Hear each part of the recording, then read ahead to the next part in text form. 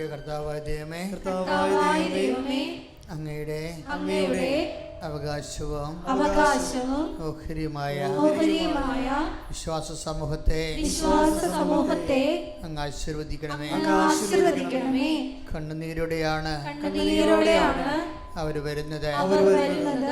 ഞാനവരെ ആശ്വസിപ്പിച്ച് നയിക്കും എന്നുള്ള അങ്ങയുടെ വിലയേറിയ വാഗ്ദാനം ഈ ആരാധനാ സമയം എല്ലാവർക്കും അനുഭവവേദ്യമാകാൻ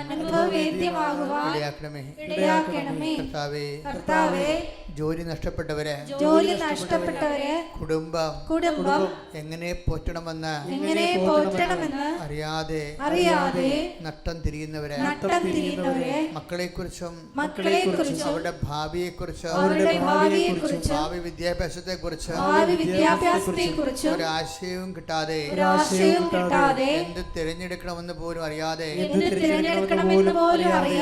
തിരഞ്ഞെടുക്കുന്നത് ലഭ്യമല്ലാതെ പലതരത്തിലുള്ള വേകുലങ്ങള് അനുഭവിക്കുന്നവരെ അമ്മേ പരിശുദ്ധമ്മേ, ദേവമാതാവേ, അമ്മേ പരിശുദ്ധമ്മേ, ദേവമാതാവേ, ഇപ്പോഴ് ഈ ആരാധനയില് അവർക്ക് പുതിയ വെളിച്ചം, പുതിയ വഴി, ഇതാണ് വഴി, ഇതിലേ പോവുക എന്ന് പറഞ്ഞുകൊണ്ട് ജനരാശികളെ ലക്ഷ്യങ്ങളിലേക്ക് അയച്ച നല്ല ദൈവമേ, വഴിയും സത്യവും ജീവനുമായവനെ, നിന്റെ മുഖത്ത് നോക്കി നീ നടക്കേണ്ട വഴി ഞാൻ നിന്നെ ഉപദേശിക്കുമെന്ന് അരുളി ചെയ്ത എന്റെ കർത്താവേ, ഈ പ്രാർത്ഥനാ സമൂഹത്തിലെ ആരാധനാ സമൂഹത്തിലെ ആത്മശക്തിയുടെ ധൈര്യത്തിന്റെ അഭിഷേകമായി ഇരുട്ടിനെ നോക്കിക്കൊണ്ട് വെളിച്ചമുണ്ടാവട്ടെ എന്ന് കൽപ്പിച്ചപ്പോഴ് പ്രപഞ്ചത്തിലെ വെളിച്ചം തികഞ്ഞതുപോലെ എല്ലാ മനുഷ്യരുടെയും ജീവിതത്തിലെ പ്രത്യേകിച്ച് ഓരോരോ വിഷയങ്ങളിലെ ഇരുട്ട് മൂടിപ്പോയവരുടെ കുടുംബ ജീവിതത്തിലേക്ക് ജീവിത വിഷയങ്ങളിലേക്ക് കാനായിലെ കല്യാണത്തിലെ പോലെ അവർക്ക് വീഞ്ഞില്ല, അവർക്ക് വീടില്ല, ജോലിയില്ല, കടമാണ്, അവർ ശവം പോലെയാണ്, അവർ രക്ഷിക്കാൻ ആളില്ല എന്ന് പറഞ്ഞുകൊണ്ട് ദൈവതിരുസന്നിധിയിൽ ഞങ്ങൾക്ക് വേണ്ടി മധ്യസ്ഥം വഹിച്ച അമ്മേ പരിശുദ്ധമ്മേ, കൃപാസനം മാതാവേ, ഉടമ്പടി സ്വരൂപമേ, ഈശോയുടെ ജീവിക്കുന്ന ദിവ്യകാരുണ്യ സാന്നിധ്യത്തിലെ ഞങ്ങൾ കൈപ്പടെ പ്രാർത്ഥിക്കുന്നു, ദൈവമായ വിശ്വാസത്തോടെ പ്രാർത്ഥിക്കുന്നു, ദൈവസ്നേഹത്തോട് പ്രാർത്ഥിക്കുന്നു. ഈ നിമിഷം അമ്മയുടെ മാധ്യസ്ഥതയിലെ യേശുവിന്റെ നാമത്തിലെ അടയാളങ്ങള്, വഴികള്, വെളിച്ചങ്ങള് ജീവിതത്തില് സംഭവിക്കട്ടെ.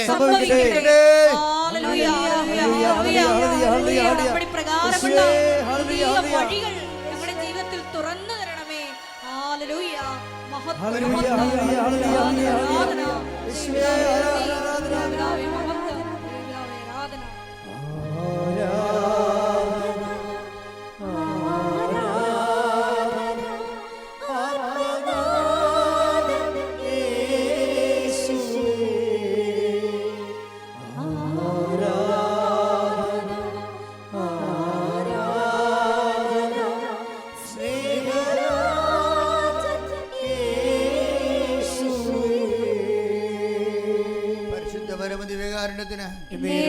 ആരാധനയും സ്തുതിയും പുകഴ്ചയും ഉണ്ടായിരിക്കട്ടെ.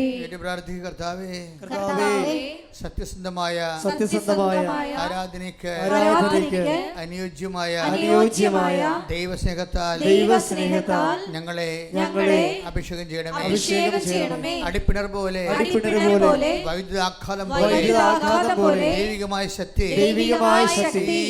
ഈ ആത്മീയ സമൂഹത്തിലേക്ക് അഭിഷേകമായി നിറയട്ടെ. ശ്രുതികട്ടെ. Hallelujah, hallelujah, hallelujah. യേശുവേ നന്ദി. Hallelujah, hallelujah.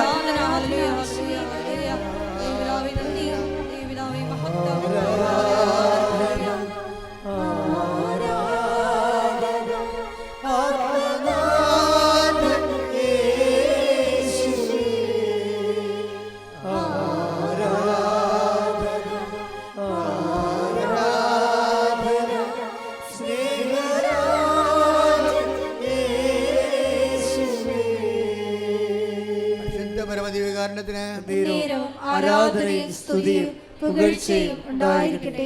പ്രാർത്ഥി. കർത്താവായ ദൈവമേ, തകർന്നുപോയ കുടുംബങ്ങളെ, മരണങ്ങൾ സംഭവിച്ച കുടുംബങ്ങളെ, ദുഃഖത്തിൽ ആണ്ടുപോയ കുടുംബങ്ങളെ, ഡിപ്രഷൻ ബാധിച്ച വ്യക്തികളെ, ഇനി എന്ത് ചെയ്യണമെന്ന് ഒരു ആശയമില്ലാത്തവരെ, ആത്മവിശ്വാസമില്ലാത്തവരെ, ആത്മധൈര്യത്തിന്റെ അഭിഷേകം അവരിലേക്ക് ആവഹിക്കപ്പെടട്ടെ. ശ്രദ്ധിക്കട്ടെ. Hallelujah, hallelujah, hallelujah, hallelujah, hallelujah.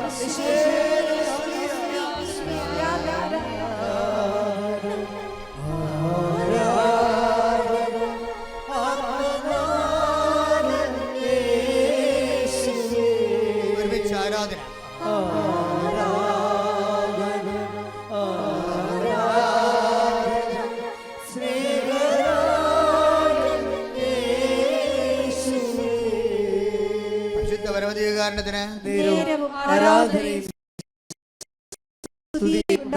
കർത്താവായ ദൈവമേ, കാലവർഷത്തിന്റെ കെടുതികളെ അനുഭവിക്കുന്ന കുടുംബങ്ങളെ, കാർഷിക തകർച്ച, തൊഴിൽ തകർച്ച, മത്സ്യബന്ധന തകർച്ച, സാമ്പത്തിക ഭാരങ്ങളാല് നട്ടം തിരിയുന്നവരെ ഈ നിമിഷം പരിശുദ്ധ അമ്മയുടെ മാധ്യസ്ഥതയിൽ പുതിയ വെളിച്ചവും പുതിയ വഴികളും ലഭിക്കുവാൻ കർത്താവിന്റെ പ്രകാശം, കർത്താവിന്റെ പ്രസാദം ഈ ഹോളിലെ പ്രാർത്ഥിക്കുന്ന, ഓൺലൈനിൽ പ്രാർത്ഥിക്കുന്ന എല്ലാവരും നിറയട്ടെ, എല്ലാവരും നിറയട്ടെ.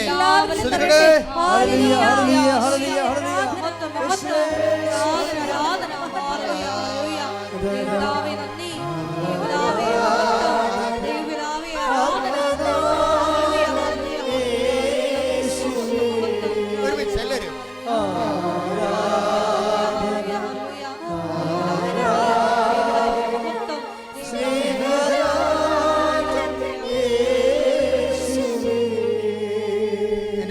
ദൈവപ്രസാദം നിറഞ്ഞു നിൽക്കുന്നൊരു സമയമാണ്. കർത്താവ് നമ്മളെ വിളിച്ചു വരുത്തിയതാണ്.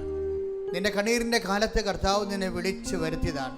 അവിടുത്തെ അമ്മയുടെ ചിറകിലെ സാന്ത്വനത്തിൻ്റെ കരങ്ങളിൽ നിന്നെ ആശ്വസിപ്പിക്കുവാൻ കർത്താവ് തീരുമാനിച്ചിരിക്കുന്നു. കൈയടിക്കട്ടെ.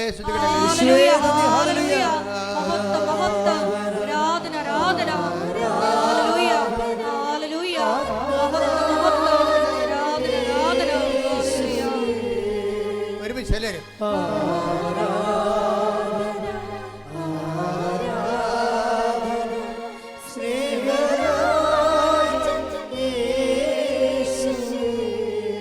ഈശോമിശിഹായെ സ്തുതിയായിരിക്കട്ടെ.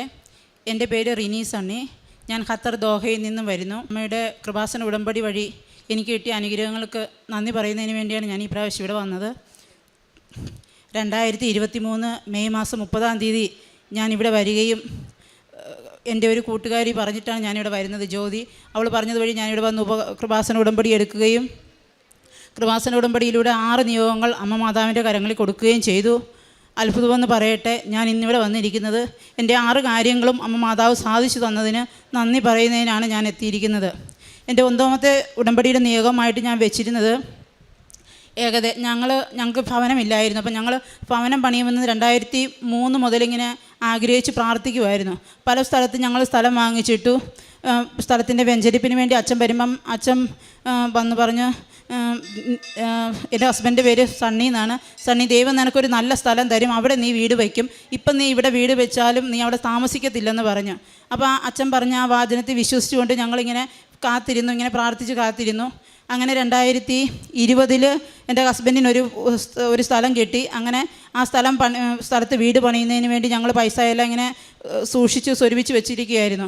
അങ്ങനെ ഇരിക്കുന്ന ഇതിൻ്റെ ഇടയ്ക്ക് 2020 കൊറോണയുടെ ആരംഭത്തിന് ഹസ്ബൻഡ് ഒരു കൂട്ടുകാരൻ വന്ന് അർജൻറ്റായിട്ട് ഒരു 50 ലക്ഷം രൂപ വേണം, കാരണം ഞങ്ങളുടെ ഖത്തറിൽ ആരെങ്കിലുമൊക്കെ ഈ ചെക്ക് ബാങ്കുകളിൽ കൊടുത്തിട്ട് അത് റീഫണ്ട് ചെയ്താൽ അവരെ ജയിലിൽ പിടിച്ചിടും.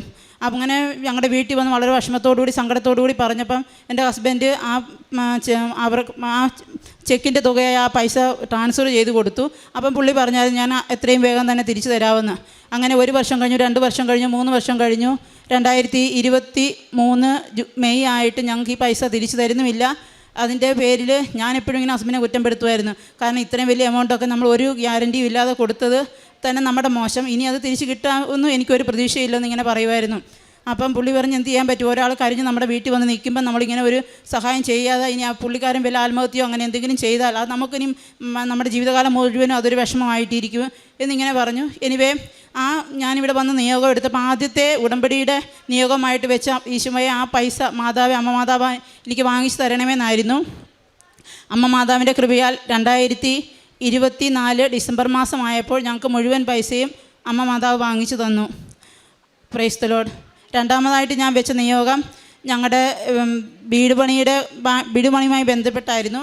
ദൈവകൃപയാൽ ഞാൻ ഇവിടെ വന്ന് ഇവിടെ വന്ന് ഉടമ്പടി എടുത്തിട്ട് പോയി എൻ്റെ ഒരു കൂട്ടുകാരി തന്ന ഉപ്പിട്ട് ഞാൻ വീട് പണിയാനുള്ള സ്ഥലത്തിന് ചുറ്റും ഇങ്ങനെ വിശ്വാസ പ്രമാണം ചൊല്ലി പ്രാർത്ഥിക്കുമായിരുന്നു. അങ്ങനെ 2-3 പ്രാവശ്യം 9 പ്രാവശ്യം വിശ്വാസ പ്രമാണം ചൊല്ലി പ്രാർത്ഥിച്ചു. അതിൻ്റെ ഫലമായിട്ട് വീട് പണി തുടങ്ങുകയും വളരെ മനോഹരമായിട്ട് ഒരു ഭവനം പണി പൂർത്തിയാക്കുവാനും ദൈവകൃപയാൽ ഈ 2024 ഡിസംബർ 25-ാം തീയതി പരവാസ്തുബലി നടത്തുവാനും അമ്മ മാതാവ് എന്നെ സഹായിച്ചു. മൂന്നാമതായിട്ട് 2010 ഞങ്ങളൊരു സ്ഥലം വാങ്ങിക്കാനായിട്ട് ഒരു 10 ലക്ഷം രൂപ അഡ്വാൻസ് കൊടുത്തായിരുന്നു. ഞങ്ങൾ സ്ഥലം കാണാതെ പറഞ്ഞു കേട്ടുള്ള നല്ല സ്ഥലമാണെന്നുള്ള ഒരു ഇതിലാണ് ഞങ്ങൾ കൊടുത്തത്. തിരിച്ച് ഞങ്ങൾ ലീവിന് വെക്കേഷന് 2011 വന്ന ആ സ്ഥലം കണ്ടപ്പം ഞങ്ങൾക്ക് ആ സ്ഥലം ഇഷ്ടപ്പെട്ടില്ല. അപ്പം ഞങ്ങൾ അതിൻ്റെ ഓണറിനോട് പറഞ്ഞു, ഞങ്ങൾക്ക് സ്ഥലം വേണ്ട, ഞങ്ങൾ തന്ന പൈസ ഞങ്ങൾക്ക് തിരിച്ച് തന്നാൽ മതി, നിങ്ങൾ എത്രയാണെന്ന് വെച്ചാൽ അഡ്വാൻസ് നിങ്ങൾ പിടിച്ചിട്ട് ബാലൻസ് പൈസ തരാൻ പറഞ്ഞു. അങ്ങനെ 2010 പൈസ 2023 ഞങ്ങൾക്ക് ആ പൈസ ഒരു പൈസ പോലും തിരിച്ച് കിട്ടിയില്ല. പുള്ളി പറഞ്ഞു ആ സ്ഥലം എന്ന് വിറ്റ് പോകുന്നു അന്നേ ആ സ്ഥലം പൈസ നിങ്ങൾക്ക് തരാൻ പറ്റത്തുള്ളൂ. ആ സ്ഥലം ഒരിക്കലും വിറ്റ് പോകത്തില്ല, കാരണം ഒരു ചെങ്കുത്തായിട്ട് കിടക്കുന്ന ഒരു സ്ഥലമായിരുന്നു. ആ സ്ഥലം ഒരു 50 സെൻറ്റാണ്. നമുക്ക് വീടൊന്നും പണിയാൻ പറ്റത്തില്ല, അതൊരു എന്താ പറയണ്ടേ ഒരു ഉപകാരമില്ലാത്തൊരു സ്ഥലമായിരുന്നു. അങ്ങനെ ഞാൻ അമ്മയുടെ മൂന്നാമത്തെ നിയോഗമായിട്ട് ഇത് എഴുതി വെച്ചിരുന്നു. അമ്മേ 12 വർഷം കഴിഞ്ഞു കഴിഞ്ഞാൽ ഇനി ആ പൈസ തിരിച്ച് കിട്ടത്തില്ല, ആ പൈസ പോയതുപോലെ തന്നെ ഞങ്ങൾ വളരെ കഷ്ടപ്പെട്ട് ഉണ്ടാക്കിയ പൈസയാണ്, അമ്മയുടെ ഇഷ്ടം പോലെ നടക്കട്ടെ എന്ന് തന്നെ ഞാൻ അതിൽ എഴുതി വെച്ചു. ദൈവകൃപയാൽ 2024 ഞങ്ങൾക്ക് ആ 10 ലക്ഷം രൂപയും തിരിച്ചു കിട്ടി. ആദ്യം 5 ലക്ഷം രൂപയുടെ ചെക്ക് തന്നു, അതിനുശേഷം പുള്ളി 5 ലക്ഷം രൂപയുടെ തന്നു. അങ്ങനെ 10 ലക്ഷവും ഞങ്ങൾക്ക് തിരിച്ചു കിട്ടി. നാലാമതായിട്ട് ഞാൻ വെച്ചിരുന്ന നിയോഗം, എൻ്റെ മകൻ 12ാം ക്ലാസ് പാസ്സായതിനു ശേഷം എൻജിനീയറിങ്ങിന് പോകണോ മെഡിസിന് പോകണോ എന്നുള്ളതിനെക്കുറിച്ച് ഒരു വ്യക്തതയില്ലായിരുന്നു. അപ്പോൾ ഇന്ന് പറയും ഞാൻ എന്നാൽ എൻജിനീയറിങ്ങിന് പോവുകയാണെന്ന്, അത് കഴിഞ്ഞ് പറയും അല്ല എൻജിനീയറിംഗ് പോകുന്നത് മെഡിസിന് പോവുകയാണ്, അല്ലെ പറയും ഞാൻ വിദേശത്ത്. അങ്ങനെ ഒരു തീരുമാനം എടുക്കാൻ പറ്റാത്ത ഒരു അവസ്ഥയിലായിരുന്നു. അങ്ങനെ ഞാൻ മകനോട് പറഞ്ഞു, മനെ മാതാവിനോട് പ്രാർത്ഥിച്ചു, കൃപാസനത്തിൽ വന്ന് ഉടമ്പടി എടുത്ത് പ്രാർത്ഥിക്കുക, മാതാവ് ഒരു വഴി തെളിച്ചു തരും. അങ്ങനെ അവൻ ഇവിടെ കൃപാസനത്തിൽ വരികയും ഉടമ്പടി എടുക്കുകയും ചെയ്തു. അതിൻ്റെ ഫലമായിട്ട് എൻജിനീയറിങ്ങിന് പോകാൻ അഡ്മിഷൻ എടുക്കുന്ന തലേ ദിവസം അവൻ പറഞ്ഞു, അമ്മ ഞാൻ എൻജിനീയറിങ്ങിന് പോകുന്നില്ല. അവൻ ഹസ്ബൻഡിനോട് പറഞ്ഞു, പപ്പ ഞാൻ എൻജിനീയറിങ്ങിന് പോകുന്നില്ല, ഞാൻ നീറ്റ് പഠിക്കുന്നതേ ഉള്ളൂ. അങ്ങനെ അവൻ നീറ്റ് പഠിച്ച് തൃശ്ശൂർ അമല ഹോസ്പിറ്റലിൽ 2024 സെപ്റ്റംബർ ബാച്ച് ജോയിൻ ചെയ്തു. 5ാമത് വെച്ച നിയോഗം, എനിക്ക് 3 ആമക്കളാണ്, ഇതെൻ്റെ 3ാമത്തെ മോനാണ്. ഈ മോൻ ജനിച്ചപ്പം മുതൽ 24 ദിവസം ആയപ്പം മുതൽ ഇവൻ ദേഹത്തെല്ലാം ഇങ്ങനെ ചൊറിഞ്ഞ് തടുപ്പ് വരാൻ തുടങ്ങി. ഈ തടുപ്പ് 2 കാലിനും 2 കൈക്കും കഴുത്തിനും മുഖത്തുമൊക്കെ ഉണ്ടായിരുന്നു. അങ്ങനെ ഞങ്ങൾ പല ഡോക്ടർമാരെ കാണിച്ചു, ഒത്തിരി മരുന്ന് ചെയ്തു. അവർ പറഞ്ഞു എക്സിമയാണ്, കുഞ്ഞ് 10-12 വയസ്സായി കഴിയുമ്പോൾ ഇത് മാറിക്കോളും, തന്നെ മാറുമെന്ന് പറഞ്ഞു. എല്ലാ മാസവും ഇവന് കോർട്ടിക്കോസ്റ്റീറോയിഡ് കൊടുക്കും. പിന്നെ ചൊറിഞ്ഞ് ഒത്തിരി കാലാവസ്ഥയൊക്കെ തണുപ്പൊക്കെ ആകുമ്പോൾ ഇത് ഭയങ്കരമായിട്ട് കൂടും. രാത്രി മൊത്തം എഴുന്നേറ്റ് പറയും, പപ്പ കാലേ ചൊറി, അമ്മ കയ്യെ ചൊറി, ഞാൻ മുഖത്ത് ചൊറി. അങ്ങനെ കൊച്ചിന് ഉറങ്ങാനേ പറ്റുന്നില്ലായിരുന്നു, ഭയങ്കര ചൊറിച്ചിലായിരുന്നു. ഇനിമേ ഞാൻ ഇവിടെ ഒന്ന് ഉടമ്പടി എടുത്തപ്പോൾ ഞാൻ നിയോഗമാത്തിൽ എഴുതി വെച്ചു, ദൈവകൃപയാൽ അവൻ്റെ രോഗം പൂർണ്ണമായിട്ട് മാറുകയും അവൻ്റെ സ്കിന്ന് വളരെ ഹാർഡ് സ്കിന്നായിരുന്നു, പലവിധമായ ഓയിൻമെൻറ്റ് പുരട്ടിയതിന് കാരണം അത് മാറി നല്ല നോർമൽ സ്കിൻ ആവുകയും ചെയ്തു. മകൻ ഇവിടെ വന്നിട്ടുണ്ട് എൻ്റെ കൂടെ, മാതാവിനോട് നന്ദി പറയുന്നതിന് വേണ്ടിയിട്ട്. അടുത്തതായി ഞാൻ വെച്ചിരുന്ന നിയോഗം, അത് ശരിക്കും ഞാൻ നിയോഗമായിട്ട് വെക്കാൻ വന്നതുമല്ല, നിയോഗമായിട്ട് 6ാമത്തെ നിയോഗമായിട്ട് ഞാൻ വേറെ ഒരെണ്ണമാണ്. ശരിക്കും എൻ്റെ കുടുംബത്തെ സമർപ്പിച്ച് പ്രാർത്ഥിക്കാൻ വേണ്ടിയാണ് ഇവിടെ വന്ന്, കുടുംബത്തിൻ്റെ ആത്മീയമായ വളർച്ചയ്ക്ക് എഴുതണമെന്നും പറഞ്ഞുകൊണ്ടാണ് ഞാൻ ശരിക്കും പേപ്പറിൽ എഴുതിക്കൊണ്ട് വന്നത്. പക്ഷെ ഇവിടെ വന്ന് എഴുതിക്കൊണ്ടിരുന്നപ്പോൾ എൻ്റെ മനസ്സിൽ പറഞ്ഞു, ഞാൻ 2003 ഖത്തറിൽ പോയി ജോയിൻ ചെയ്തതാണ്. എന്നിട്ട് 2023 ഞാൻ ലോക്കൽ കോൺട്രാക്റ്റ് ആയിരുന്നു, എൻ്റെ ഹസ്ബൻഡിൻ്റെ സ്പോൺസർഷിപ്പിലായിരുന്നു. അപ്പോൾ അത് ഓവർസീസായിട്ട് മാറിക്കഴിഞ്ഞാൽ ഞങ്ങൾക്ക് അതിന് ഒത്തിരി ബെനിഫിറ്റ് വ്യത്യാസം ഉണ്ടായിരുന്നു. ഏകദേശം 1.5 ലക്ഷത്തോളം രൂപയുടെ ശമ്പള വർധന വരവായിരുന്നു. കാരണം ഞങ്ങൾക്ക് വീടിൻ്റെ പൈസ, എൻ്റെ ടിക്കറ്റ്, പിള്ളേരുടെ ടിക്കറ്റ്, അങ്ങനെ ഒത്തിരി വ്യതിയാനങ്ങളുണ്ടായിരുന്നു. അപ്പം ഞാനിങ്ങനെ മാതാവിനോട് പ്രാർത്ഥിച്ച്, മാതാവേ കൂട്ടത്തിലുള്ള എല്ലാവരും തന്നെ ഓവർസീസ്, ഞാൻ ലോക്കലായിട്ട് വർക്ക് ചെയ്യുന്നു, ഞങ്ങളെല്ലാവരും ഒരേ ജോലിയാണ് ചെയ്യുന്നത്, മാതാവിന് ഇഷ്ടമാണെങ്കിൽ മാത്രം എൻ്റെ കോൺട്രാക്റ്റ് ഒന്ന് മാറ്റി തരണമെന്ന് പ്രാർത്ഥിച്ചു.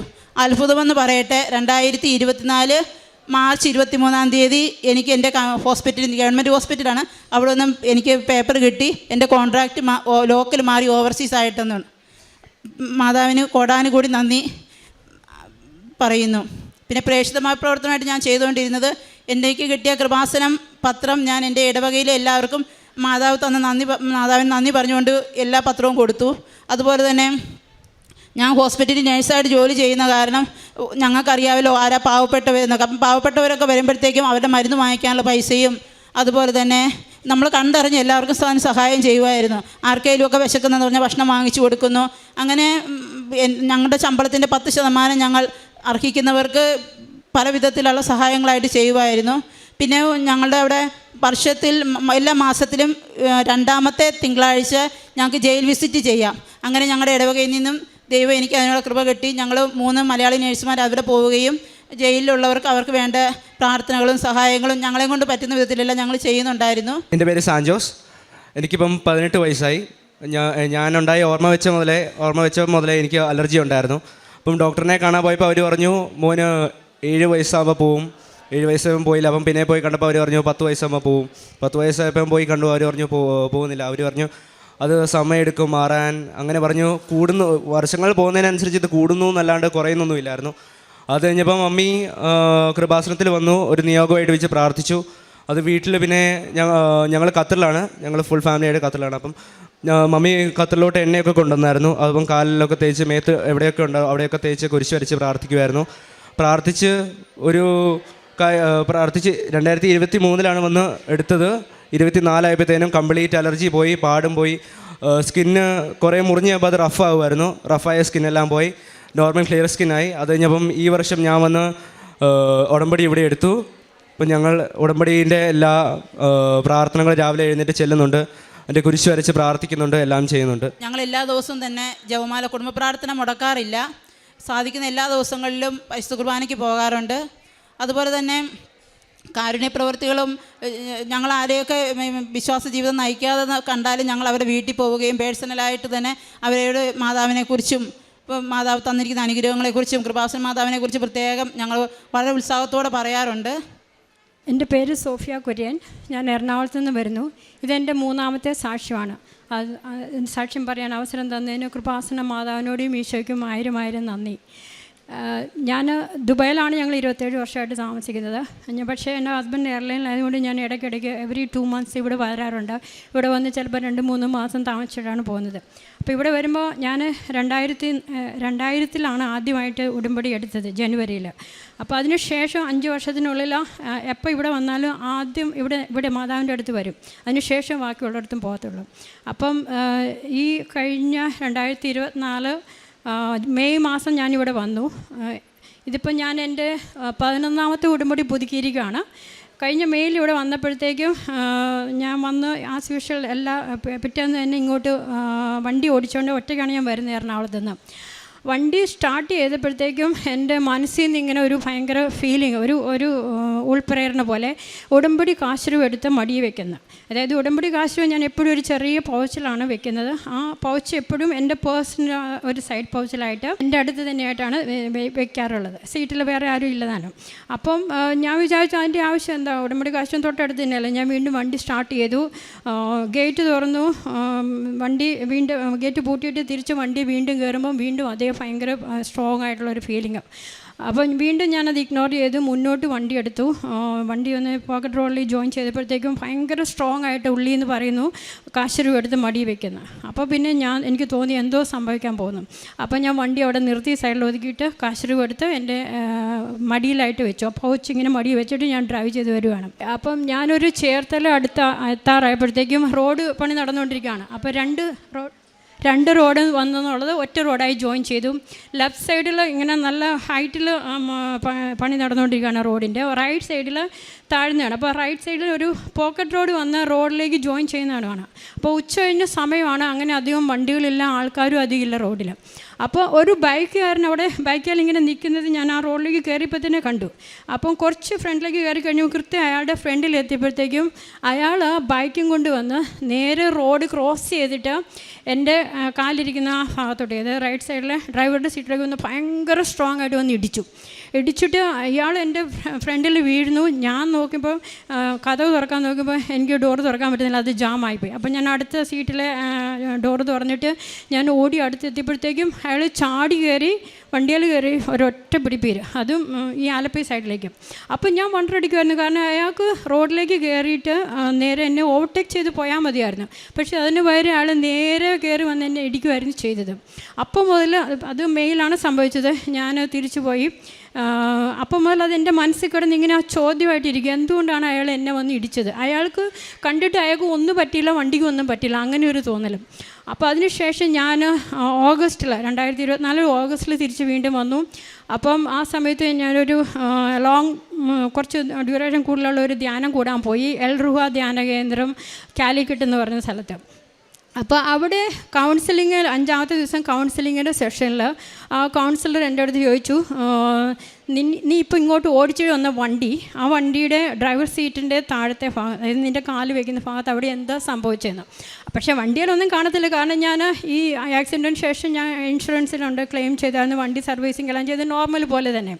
അപ്പം എനിക്ക് മനസ്സിലായി പരിശുദ്ധ ആത്മാവ് വെളിപ്പെടുത്തി കൊടുത്തെന്ന് പുള്ളിക്ക്. അപ്പം ഞാൻ പറഞ്ഞു ഇങ്ങനെയൊക്കെയാണ് സംഭവിച്ചത്.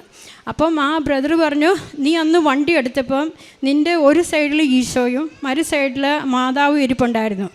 ആ വ്യക്തി എന്ന് പറയുന്ന ആൾ ഒരു സാത്താൻ പ്രേരിപ്പിച്ച് വെച്ചിരുന്ന ഒരു വ്യക്തിയാണ്. കാരണം ഞാൻ ഏറ്റവും കൂടുതൽ ഉടമ്പടിയിൽ ഏറ്റവും കൂടുതൽ നന്നായിട്ട് ചെയ്യുന്നത് പ്രേക്ഷിത വേലയാണ്. ഞാൻ മാക്സിമം എല്ലാ തരത്തിലും, അതായത് ഇവിടുന്ന് പോകുമ്പോൾ പല ഭാഷകളുള്ള പത്രങ്ങൾ, അവിടെ ദുബായിൽ അവരുടെ ഓരോ മാസം, ഇപ്പം ഇംഗ്ലീഷ് മാസം സാധാരണ പോകുന്നത്, അതുകൂടാതെ തമിഴുണ്ട്, തെലുങ്കുണ്ട്, കൊങ്കണിയുണ്ട്, അങ്ങനെ ആ ഓരോ ഭാഷകളിലും അവരുടെ കുർബാനയുടെ സമയത്ത് മാസത്തിൽ ആഴ്ചയിൽ ഒന്നൊക്കെ വീതം അങ്ങനത്തെ കുർബാന ഉണ്ടാവുള്ളൂ ഭാഷകളിലുള്ള.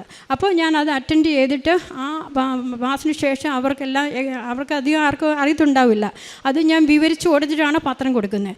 അതുപോലെ തന്നെ എൻ്റെ ഹസ്ബൻഡ് ബോംബെയിൽ നിന്നാണ്. അപ്പോൾ എൻ്റെ ബ്രദറിലോ ഉണ്ട്, സിസ്റ്ററിലോ ഉണ്ട് ബോംബെയിൽ കുറച്ച് പേര്. അപ്പോൾ ഞാൻ ഇവിടെ വരുമ്പോൾ ഇടയ്ക്ക് 7-8 കെട്ട്, ചിലപ്പം 10-12 കെട്ട് പല ഭാഷകളുള്ള മറാഠി, ഹിന്ദി, ഇംഗ്ലീഷ്, തമിഴ്, അങ്ങനെ കുറേ ഭാഷകൾ മേടിച്ച് ഞാൻ അവർക്ക് അയച്ചു കൊടുക്കും. എൻ്റെ സിസ്റ്ററിലേക്ക് അയക്കും, ബ്രദറിലേക്ക് അയക്കും. കൂടാതെ ഞാൻ തന്നെ ഇവിടുന്ന് 4-5 വരുമ്പോൾ ആദ്യം തന്നെ വന്നിട്ട് കുറേ പത്രങ്ങൾ മേടിച്ച് പല ഭാഗങ്ങളായിട്ട്, അതായത് ഒരു ദിവസം റെയിൽവേ സ്റ്റേഷൻ ആണെങ്കിൽ അടുത്ത ദിവസം ബസ് സ്റ്റോപ്പ്, അടുത്ത ദിവസം മാർക്കറ്റ്, പിന്നെ ചില റിമോട്ടായിട്ടുള്ളടത്ത് ഞാൻ വണ്ടി ഓടിച്ചു പോയി ഒരു സൈഡിൽ നിർത്തിയിട്ട് കുറേ കടകൾ ഇങ്ങനെ കയറി ഇറങ്ങി, വീടുകൾ കയറി ഇറങ്ങി, അങ്ങനെയാണ് ഞാൻ പ്രേക്ഷിച്ചത് എല്ലായിടത്തും. പിന്നെ യങ്സ്റ്റേഴ്സിന് മറൈൻ ഡ്രൈവിൽ വോക്ക് വേ എന്ന് പറഞ്ഞ ഒരു 2-2.5 കിലോമീറ്റർ ഉണ്ട്. അത് ഞാൻ 2-3 പ്രാവശ്യം ഇങ്ങനെ അങ്ങോട്ടും ഇങ്ങോട്ടും നടന്നിട്ടാണ് പത്രം കൊടുക്കുന്നത്. യങ്സ്റ്റേഴ്സിനെയൊക്കെ ഞാൻ ടാർഗറ്റ് ചെയ്ത് എല്ലാം എക്സ്പ്ലെയിൻ ചെയ്ത് കൊടുക്കും. അപ്പോൾ ഇത് എൻ്റെ പ്രേക്ഷിത പ്രവർത്തനം കൂടുതലാണ്. അപ്പോൾ ആ ബ്രദർ പറഞ്ഞനുസരിച്ച് നീ ദൈവത്തിൻ്റെ വേല ചെയ്യുന്നു, അത് സാത്താൻ ഇഷ്ടപ്പെടുന്നില്ല, അതുകൊണ്ടാണ് അയാൾ സാധാരണ പ്രേരിതമായിട്ടാണ് അങ്ങനെ ചെയ്തതെന്നുള്ളത്. അതായത് അവിടെ അപ്പം ബ്രദർ പറഞ്ഞു, ധ്യാനകേന്ദ്രത്തിൽ ബ്രദർ പറഞ്ഞു, നീ ഒരു മാതാവിൻ്റെയാണ്, കൃപാസന മാതാവിൻ്റെയാണ് അത്ഭുതം നടന്നിരിക്കുന്നത്. പക്ഷേ ഇപ്പോൾ അത് വെളിപ്പെട്ട് കിട്ടിയത്, അതിൻ്റെ നിർവചനം കിട്ടിയത് ഈ ധ്യാനകേന്ദ്രത്തിൽ വെച്ചാണ്.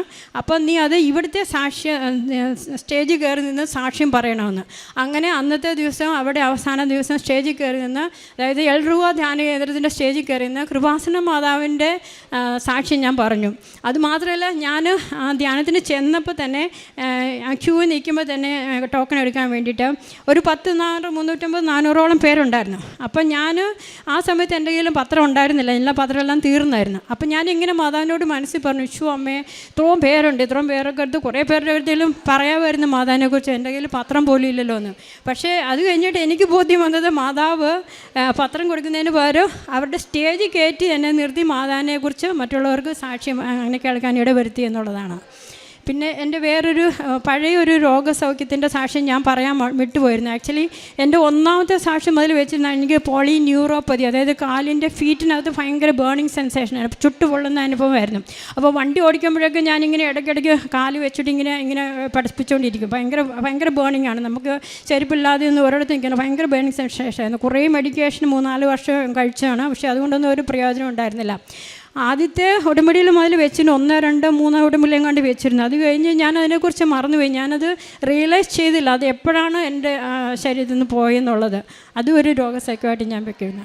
പിന്നെ കാരുണ്യ പ്രവൃത്തിയായിട്ട് ഞാനിപ്പോൾ ഇവിടെയാണ് കൂടുതൽ കാരുണ്യപ്രവൃത്തി എനിക്ക് ചെയ്യാൻ പറ്റുന്നത്. നമ്മുടെ വീടിനടുത്ത് ഒരു ഹൗസ് ഓഫ് ചാരിറ്റി ഉണ്ട്. അവിടെ മെൻ്റലി ആൻഡ് ഫിസിക്കലി ഡിസേബിൾഡ് ആയിട്ടുള്ള കുട്ടികളുണ്ട്.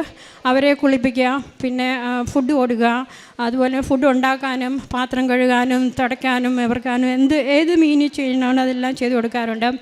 അതുപോലെ തന്നെ വേറെ സാമ്പത്തികമായിട്ടും കൊടുക്കാറുണ്ട്. നേരത്തെയൊക്കെ ഞാൻ ആഴ്ചയിൽ ഒരു ദിവസം ഒരു ഓൾഡ് ഏജ് ഹോമോ അല്ലെങ്കിൽ ഓർഫനേജ് അങ്ങനെ ഗൂഗിളിൽ സെലക്ട് ചെയ്തൊരു ലിസ്റ്റ് ഉണ്ടാക്കി അതനുസരിച്ചായിരുന്നു ഞാൻ പൊയ്ക്കൊണ്ടിരുന്നത്. പിന്നെയാണിപ്പോൾ ഈ ഹൗസ് ഓഫ് ചാരിറ്റിയിൽ ഞാൻ കൂടുതൽ ഇതായിട്ട് ചെയ്യാൻ തന്നത്. അതുപോലെ തന്നെ ഞാൻ ചെയ്യുന്നൊരു കാര്യം, ഞാൻ ഇവിടുന്ന് കൃപാസനത്തിൽ വന്നിട്ട് തിരിച്ചു പോകുമ്പോൾ വണ്ടിയിൽ ഒറ്റയ്ക്കായിരിക്കും. അപ്പം ഞാനിവിടെ ആ ബസ് സ്റ്റോപ്പിൽ നിർത്തിയിട്ട് ആളുകളുടെ അടുത്ത് ചോദിക്കും ആരെങ്കിലും എറണാകുളം വരുന്നുണ്ടോ, ഫ്രീ റൈഡ് കൊടുക്കും. അങ്ങനെ ഒരുമാതിരിപ്പെട്ട് ഞാൻ എപ്പോഴും തന്നെ തിരിച്ചു പോയാലും വണ്ടി നിറയെ ആൾക്കാരുമായിട്ടാണ് ഞാൻ പോകുന്നത്. ഓരോരുത്തർക്കും അവരവരെ ഡ്രോപ്പ് ചെയ്യേണ്ട സമയത്ത് ഞാൻ ചെയ്യാറുണ്ട്. തിരുക്കുമാരനും അമ്മ മാതാവിനും വളരെയേറെ നന്ദി.